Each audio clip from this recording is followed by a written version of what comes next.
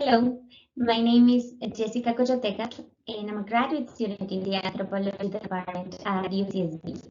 Welcome to this panel, Media Justice and Socio-Environmental Struggles During COVID Times, Experiences from Mexico. So the first question would be, why media justice? In common sense knowledge, media is very connected to notions of democracy, also in academic circles, through Habermas' work.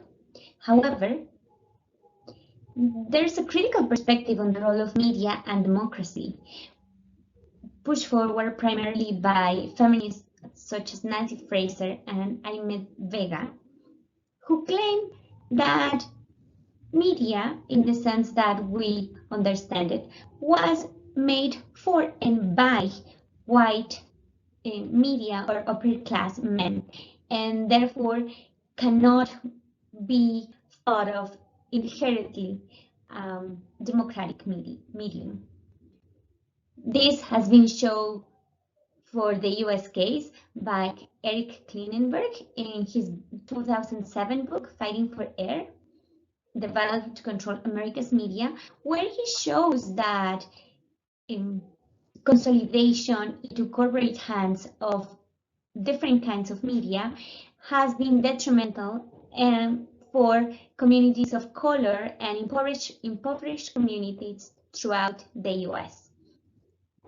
Eric Klinenberg takes a cue from Greg Ruggiero and his book Low Power to the People, and other social movements that have been fighting throughout the 20th century to keep media in the hands of the people as a way of fighting for their own lives. And that includes Black Power movements in the 60s, as well as anti-discrimination struggles throughout the US.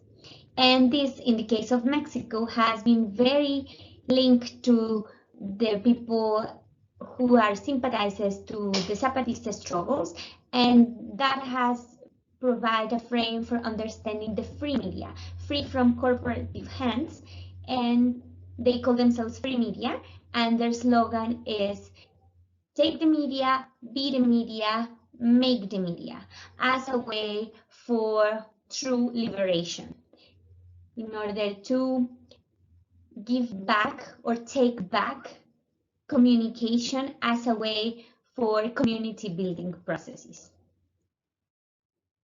So about the panelists, I'm very humble and honored to be introducing the speakers. First, we have Ana Salgado. She is part of Radio Sinaca Radio, which is a peasant and indigenous community radio located in the state of Puebla in central Mexico. And they were born out of the struggles against hydropower dams as well as fracking in the region. And throughout their 8 years of work, they have remained committed to creating their own community ways of living and deciding. That's why their case is connected, as well as the other panelists, in the intersection of land struggles and media struggles. Next, we have Mónica Montalvo from La Sandía Digital. And this is a collective located in Mexico City, and this is a feminist collective that works with grassroots collectives struggles for land and other types of resources to create multimedia works that helps connect or communicate with other struggles and other social and other sectors of society.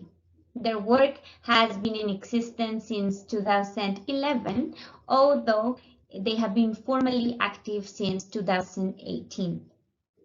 Last but not least, we have Jimena Torres from Zona Docs, who is a regional newspaper from the state of Jalisco, Mexico. And they have been working since 2017. And they have a perspective of a feminist journalism that is also very close to human rights strengthening. Through their work, they, as she says, has tried to put different struggles in dialogue since the creation of Sonadocs. I definitely think the panelists talk about this a lot better than I can, but I would like to talk about some of the overarching lessons that I see through the presentations for COVID-19 and beyond. First, that media is a question of life and death, and that is a way for true liberation for people and frontline communities throughout Mexico. And I would argue that that is also true for other places in the world. Especially during COVID times, they have been dealing with and against fake news and misinformation that highlight the problems of top-down communications. And they offer an insight into how, when people take the media, they can be another way for ensuring and promoting transparency. This is also important to show the relevance of translation, and specifically in the case of Radio Sinaca, they deal with language translation, which has also been a problem here in the US during COVID and in California fires. Translation into other languages that is not the mainstream language, which in Mexico case is Spanish. Radio Sinaca translates into Nahuatl and Totonaca languages, but as Jimena says, there's also other types of translation, which is a dialogue between different struggles and different communities. Second, all of these three presenters work from grassroots organizations, and they are all locally grounded, but they are in no way a parochial movement. They are all grassroots, which means they were built without being sponsored by the state or private companies, and they are all non-profit organizations. And they all highlight the notion of collaboration and network, which is again against the parochialism and the notion of isolation. Making media locally relevant does not mean making it isolated.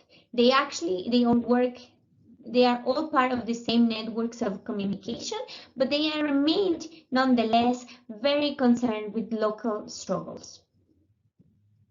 Finally, I will say that and call this the notion of for COVID and beyond, because their experiences highlight or offer us glimpses into what kind of liberation organization we can strive for, and we can build and start changing the future today.